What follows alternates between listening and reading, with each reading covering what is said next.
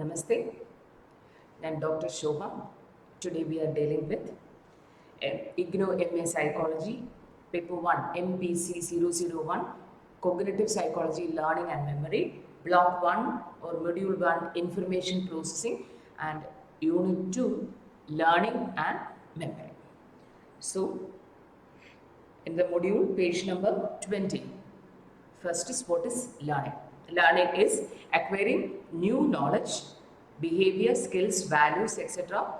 and may involve synthesizing and processing different types of information. This is a definition given in this module. Learning is acquiring new knowledge, behaviors, skills, values, preferences or understanding, and it involves synthesizing and processing new types of information. Acquiring new knowledge is what is learning. So, in synthesizing and processing different types of information, there comes information processing. So, we are learning new things and we are synthesizing and processing these information. Okay. Then the next part is memory. It is very, very important.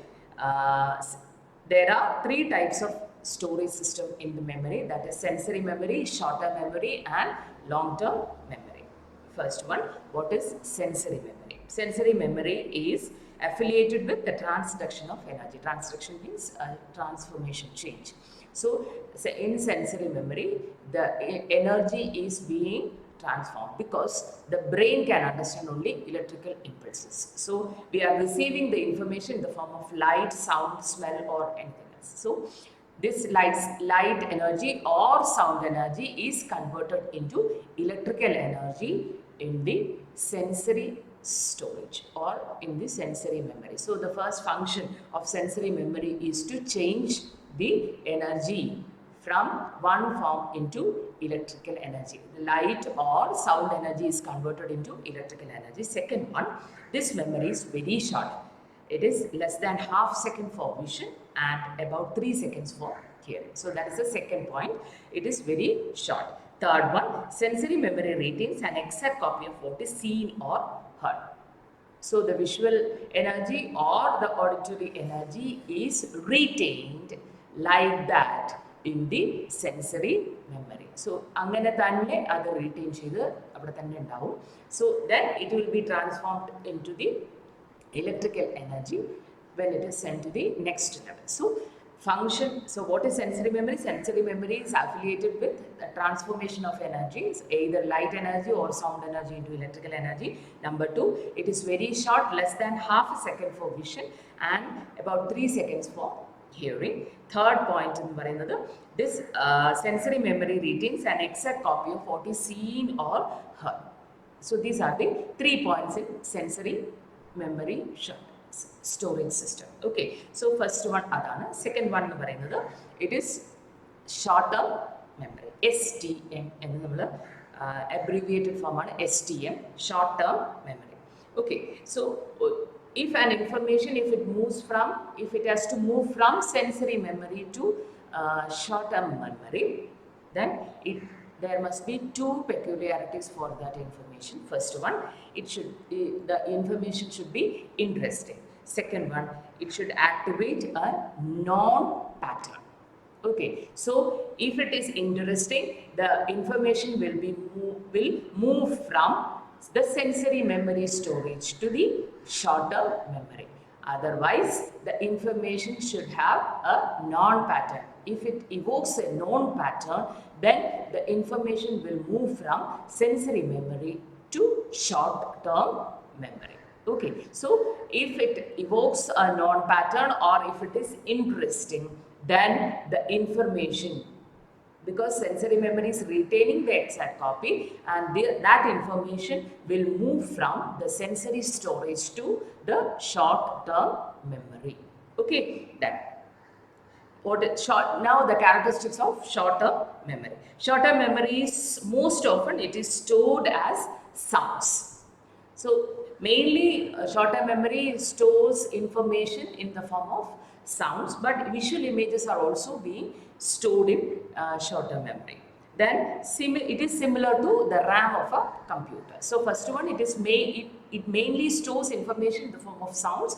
Then It is similar to RAM of a computer. Then third one is, at a time it can store ideally 7 pieces of information. Only limited capacity is there for the short term storage. So ideally 7 pieces of information is being stored at a time. This number is called Miller's magic number. It is given in page number 21 module. In the module, page number 21, it is given that Miller's magic number.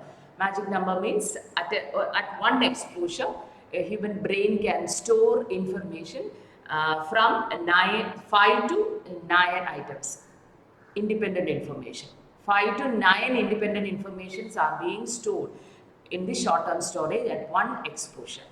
See why it is 5 to 9? Because this 5 is minimum and 9 is maximum. It depends upon the capacity of our brain, and it depends upon the peculiarity of the information. Sometimes we can store 5 plus 2, and sometimes we can't store up to 9, and it will be reduced to 9 minus 2. So ideally the number is 7. That is why it is called the magic number. So at a time, in one exposure, we can store information in the STM, 7 pieces of information, because STM is having only a limited capacity.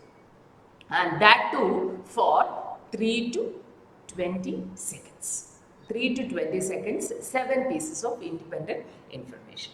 Then if anything happens in short-term memory, if any decay happens in short-term memory, that will lead to memory loss. Okay, so first point we said, it is often stored as sound. Second point, it is similar to RAM of a computer. Then at a time, 7 pieces of information can be stored. Then fourth point, the duration is from 3 to 20 seconds. And the fifth point, if any decay appears in STM storage for this information, it will lead to memory loss. Then sixth point is, there are 3 basic operations in short-term memory. First one is iconic memory. It is ability to hold visual images, and acoustic memory, it is the ability to hold sound. And third one, working memory. So ability to hold visual images, it is called iconic memory. Ability to hold sound, it is called acoustic memory. And working memory, short-term memory is also known as working memory, because we are continuously using this storage in day-to-day life. Okay, so what we are thinking at a given point of time, it is short-term memory. That is why it is called working memory. And according to Freud, this memory is also known as conscious memory. So there is a short-term memory is also known as working memory or conscious memory. Okay, so these are the 6 points in short-term storage. Okay, then long-term memory. Long-term memory, LTM. So we said memory is, there are 3 storage systems. First, sensory memory, second, short-term memory, and third one is long-term memory. Long-term memory is otherwise known as LTM. LTM is relatively a permanent storage. Okay, then it is not a short storage, it is long-term storage is LTM. It is relatively permanent storage. Information is stored on the basis of meaning and importance. Only relevant information is relevant for the individual are transferred from short-term memory to a long-term memory. Okay, so relevant informations only if it is having meaning, only if it is having importance. Those having relevance and importance are transferred from short-term memory to long-term memory, because long-term memory is for long term. Okay, so then the third point is, so if we want to store the memory, store the information in the long-term memory, there is one technique is called chunking. CHUNKING. Chunking means it is grouping. Okay, chunking is an effective method for if we can group things together in any way. If we can group things together, then it will be easy for the information to move from STM to LTM. So that is one method. Then the fourth point is the knowledge we store in LTM affects our perception. Perception, we already seen, it is giving meaning to the sensation. We perceive the world with the help of the knowledge that is stored in our LTM. Then, fifth point is information is stored in interrelated networks or interrelated schemas. Schema is a mental model. The term was proposed by Piaget. So schemas are mental models or mental images, or we can say they are the building blocks of knowledge. So LTM is stored as interrelated, connected networks. In the information is stored in LTM as connected networks. Then the last point is there is a process called top-down processing in LTM. So if we want to, prior knowledge affects our perception. So whenever a new information comes in LTM storage, our prior knowledge act first. So from top to bottom. So this top to bottom, top down processing happens in LTM. Okay. Then prior knowledge affects how we perceive the new information. New information അറിയണമെന്നുണ്ടെന്നുണ്ടെങ്കിൽ നേരത്തെ ഉള്ളൊരു സംഗതി ആയിരിക്കും ആദ്യം work ചെയ്യാം. Okay, so that is the sixth point in LTM. So LTM, first one is it is a almost permanent, almost relatively permanent storage. Then information is on the basis, informations are stored on the basis of meaning and importance. Then one method to move the information from STM to LTM is chunking or grouping. Then the knowledge in our LTM affects our perception of the world. Then LTM is stored as interrelated networks. Then sixth one, there is a while we perceive the world, there is a process called top-down processing. Okay, so that's about the three storage systems in memory: sensory memory, short-term memory, and long-term memory. Then next is principles of information processing. There are four principles, very easy. There are only four principles there. First one, the assumption of a limited capacity of the mental system. So first principle is the mental system has some constraints or some limitations for processing information. So these limitations are there, therefore we can't process a large volume of information at one particular time. So there is some constraints or limitations for this information processing system. That is the first principle. Second principle, there is a control system, control mechanism required to oversee encoding, transformation, processing, storage, retrieval and utilization, etc.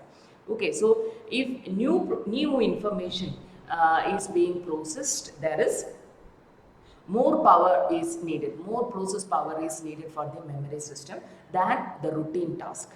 Routine task ചെയ്യുമ്പോൾ ഇത്രയും കഷ്ടമില്ല, ഇത്രയും പെട്ടെന്ന് തന്നെ processing നടക്കും. So if we process new information, there will be more power is needed for this information processing. So there must be some control mechanism must be there to oversee encoding, transformation, processing, etc. The third principle is that there is a two-way flow of information, that is bottom up and top down. Top down നമ്മൾ നേരത്തെ LTM-ൽ പറഞ്ഞതാണ്. Bottom up, that is we receive the information, it will be stored first in the sensory memory, then it will move to short-term memory, then it will be moved to the long-term memory. That is bottom-up processing. So when we perceive the world, when a new information comes, then the top-down processing happens, because whenever a new information comes, already stored information works there. So top-down processing is there or bottom-up. So this is the way. There are two methods for information processing: top-down and bottom-up. So that is the two-way flow of information. Then fourth principle is human organism has been genetically prepared to process and organize information in specific ways. It is a genetic mechanism. So because all human beings process some information in a particular way. Because language development, wherever there is humans, Language development is common. So babbling, cooing, etc., etc. It is a type of information for humans is genetic. It is in a specific way. So these are the 4 principles of information processing. It's very easy. First is there is limited capacity. There are limitations and constraints for the information processing system. Then if a new task is to be processed, then there will be more work for this information processing system than the routine work. Then there are 2 ways of information processing system, bottom up and top down processing way. And the 4th principle is there is a specific way of information processing system for the humans. It is a genetic combination. Okay, so these are the 4 principles of cognitive information processing. Okay, now the last one is cognitive information processing model. That is the CIP model of learning. Okay, so in this CIP model of learning, first it is said that learning occurs primarily through memory. In the first definition also we have seen that learning involves synthesizing and processing different types of information. Okay, therefore learning occurs primarily through memory. So it is the memory that helps us to learn new things. Okay, so that is the first assumption in this cognitive information processing model. Learning occurs through memory. Second one is working memory is having the burden of processing information, and this burden load is called the cognitive load because it is a working memory. It is a working memory. It transfers the information from the sensory memory, from the short-term memory to the long-term memory, and it retrieves the information from long-term memory to the short-term memory. Short-term memory is continuously put into use during day-to-day activities. That is why it is called the working memory. So this working memory is having burden, and this burden is called cognitive load. Okay, then the third point is that information processing can be viewed from a computer model. And in this computer model, there are 3 processes: encoding, storage, and retrieval. Encoding means gathering and representing information, storage holding this information, and retrieval getting information from whenever it is needed. So these 3 processes, like a computer, these 3 processes happen in information processing: encoding, storage, and retrieval. Encoding means gathering or receiving information. Storage, we are holding the information, and retrieval, whenever it is needed, the information is retrieved from the LTM storage. Okay, then so the whole system is guided by a control process. There is a control process in this brain which will monitor all these processes. Okay, so that is called the cognitive information processing model of learning. Okay, I will explain once again. First point in this CIP model is that learning occurs primarily through memory. Second point, working memory is having the burden, and it is called the cognitive load because it is the working memory or the short-term memory. It has to transfer the information to the long-term memory, and it has to retrieve the information whenever it is needed. That is called cognitive load. Then this memory information processing works like a computer. So there are 3 processes: encoding, storage, and retrieval. In encoding, we are gathering information. In storage, we are holding the information, and in retrieval, we are retrieving the information, recalling the information whenever it is needed. And the whole system is guided by a control process. Okay, that's all in this. Then one more point, Bloom's taxonomy of cognitive domain. That is the last piece in this unit. Bloom's taxonomy of cognitive domain. According to Benjamin Bloom, the cognitive domain is classified into 6 levels. We can say information process is classified into 6 levels. They are knowledge, comprehension, application, analysis, synthesis, and evaluation. Knowledge is a very simple form of understanding, that is just recalling the information. Very simple. Preliminary information processing is knowledge. Comprehension, a medium type. Understanding. It is understanding concept. Then application, applying the new concept in a new situation. Then analysis involves finding out, involves understanding the relationship among different parts. Synthesis, it is the ability to put parts together into a complete whole. And evaluation, making judgments. Okay, so this 6: knowledge, comprehension, application, analysis, synthesis, and evaluation. Knowledge means a preliminary form, just recalling or retrieving information. Comprehension, understanding, and application, applying the new concept in a new situation. And analyzing, finding out the relationship between different parts of a problem. Then synthesis, putting the different parts into a complete whole. And evaluation is making judgments. Okay, so these are the important concepts in unit 2. So once again, let's review. First one, memory. 3 types of memory storage systems: sensory memory, short-term memory, and long-term memory. Then 4 principles of information processing. Then the cognitive information processing model of learning. And a very simple one, the Bloom's taxonomy of cognitive domain. Let's see the question paper. Differentiate between STM and LTM. Now you know difference between. Okay, then types of memory: sensory memory, short-term memory, and long-term memory. Okay, then process of information processing, sorry, principles of information processing, cognitive information processing model of learning. Now you know how to write this. Okay, only that much. Okay, so learn well. Thank you very much.